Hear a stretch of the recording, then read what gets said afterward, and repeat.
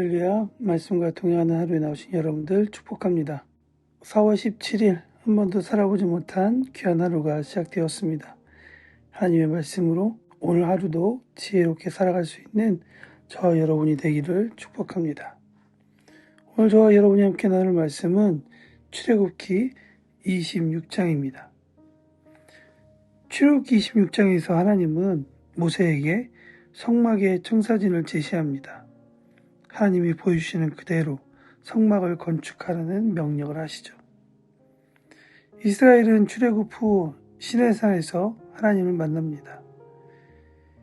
19장에서 40장은 출애굽이 끝난 후 이스라엘 백성이 하나님의 예배 공동체가 되어가는 모습을 보여줍니다. 이 예배 공동체는 두 가지 특성이 있죠. 바로 말씀과 예배, 이 두 가지가 균형을 이루는 것을 보여주고 있습니다. 말씀에 대해서는 하나님과 언약을 맺고 하나님의 율법을 받지만 24장 이후에 아론의 금송아지 사건으로 언약이 깨어지고 언약이 갱신됩니다. 예배에 대해서는 하나님이 이스라엘 백성 가운데 계시는 출발점으로 성막을 건축하라고 명령하십니다.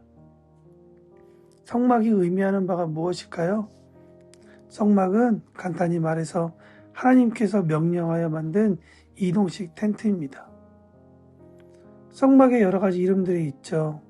장막이라고도 불리고 성소, 성막, 회막이라고 불립니다.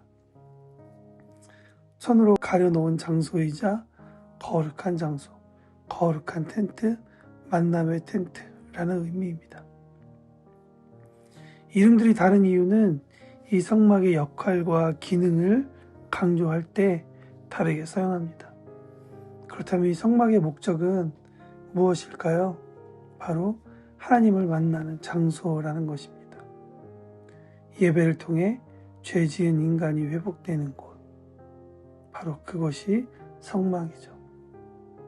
또 하나는 하나님께서 함께 하신다라는 곳입니다.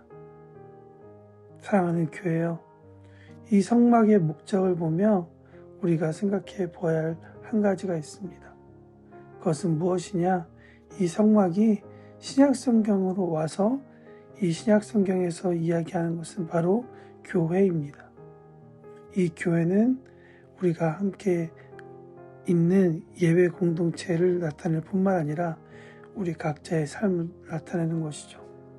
그렇다면 우리의 몸, 하나님으로부터 받은 바 너희 가운데 계신 성령의 전인 줄 알지 못하느냐? 너희는 너희 자신의 것이 아니라 말씀하신 고린도전서 6장 19절의 말씀에 우리가 이 말씀을 바라볼 때 우리는 우리의 삶을 통해 하나님이 계신 곳, 하나님을 만나는 장소라는 그 사실을 다시 한 번 더 이 아침에 생각해 보아야 할 것입니다. 우리 한번 생각해 봅시다. 우리의 몸은 하나님을 만나는 장소입니까? 하나님을 만나서 죄 지은 나의 삶이 회복되는 곳입니까? 하나님께서 함께 하신다는 것을 경험하는 곳입니까? 바라기는 우리 삶이 그렇게 하나님을 만나고 하나님을 통해 우리가 회복되는 귀한 장소가 되길, 귀한 삶이 되기를 축복합니다. 또 하나 여러분들하고 나누고 싶은 것은 성막은 하늘과 땅이 만나는 곳이다 라고 이야기할 수 있습니다. 다시 말하면 하늘에 계신 하나님이 성막을 통해 이스라엘 백성과 함께 하셨다는 것이죠. 이 성막은 사람들이 하나님의 현존 경험할 수 있는 유일한 곳이었습니다. 하나님을 만나는 장소. 아까도 말씀드렸던 이 고린도 전서 말씀에 이곳이 나타나는 곳이 바로 우리의 몸이자 또한 교회라면 우리의 교회는 하나님을 만날 수 있는, 하나님을 알지 못하는 사람들이 찾아와 하나님을 경험할 수 있는 이 땅의 유일한 곳일 것입니다. 다시 한 번 더 우리가 한번 우리의 삶을 생각해 봅시다. 우리의 삶을 하나님을 만나게 하는, 하나님을 소개하는 그런 귀한 장소로서 우리의 삶이 사라지고 있다는 사실, 그것을 기억해야 할 것입니다. 어제도 목사님 통하여 강조되었지만 우리의 삶은 그저 우리의 삶이 아닙니다. 예수님을 만나게 하는, 예수님을 소개하는, 예수님을 알게 하는 유일한 그런 곳이 될 것입니다. 바라오기는 저 여러분이 전적으로 하나님을 소개할 수 있는 그런 거룩한 장소가 되기를 원합니다. 마지막으로 한 가지 우리가 생각해 볼 것은 성막 안에서도 장소에 따라 거룩의 정도가 다르다라는 것을 우리는 알게 됩니다. 칭의는 한 번에 이루어지지만 거룩은 단계가 있습니다. 거룩의 단계는 우리 기독교인들에게는 익숙하지 않은 개념이죠. 성막은 공간을 거룩의 단계에 따라 세 부분으로 나누죠. 지성소와 성소, 그리고 성소 바깥입니다. 지성소와 성소 사이는 휘장으로 분리되어 지성소가 더 거룩한 곳임을 보여줍니다. 성소 바깥에는 또 다른 휘장으로 구분해 성소와 성소 바깥을 구분합니다. 이것은 하나님과 가까이 가면 갈수록 이 거룩의 깊이가 깊어지는 것을 보여주고 있는 것입니다. 지성소는 정방향으로 이루어져 사람들이 접근하는 것이 적절히 차단되어 있습니다. 처음에 모세만이 이곳에서 중보자로 하나님을 만났고 후에는 1년에 한 번 대제사장이 백성의 죄를 사하기 위해 들어갈 수 있었습니다. 이는 하나님이 거하시는 지성소가 거룩의 극치임을 알려주는 것입니다. 지성소를 상징하는 중요한 용어는 그룹입니다.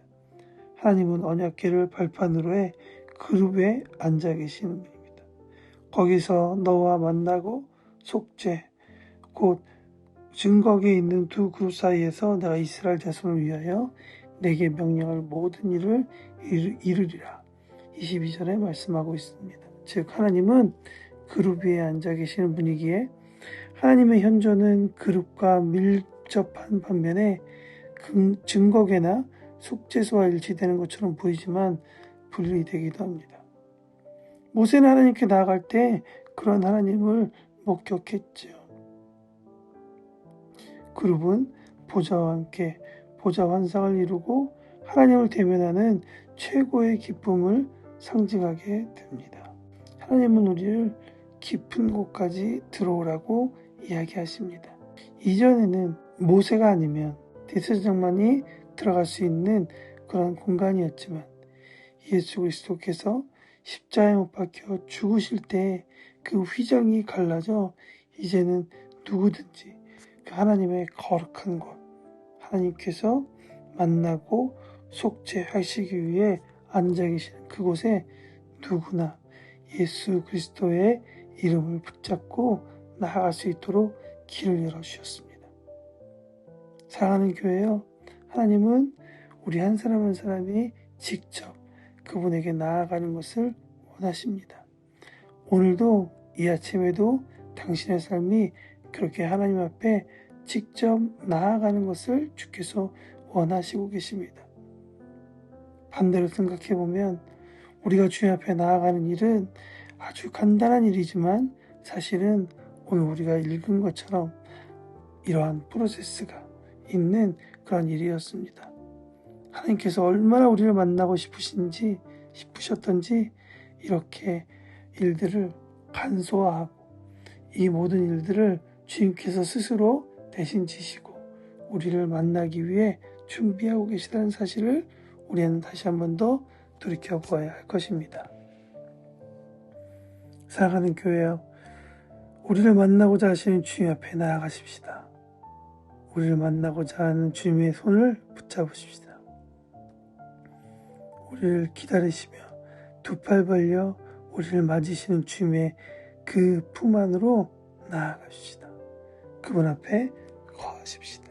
그래서 주님과 함께 기쁨을 누리고 주님의 그 따뜻함을 누리고 주님의 그 꽉 잡아주시는 손을 누림으로 오늘도 구원의 기쁨, 안전, 소망을 이루어가는 저 여러분이 되시기를 축복합니다.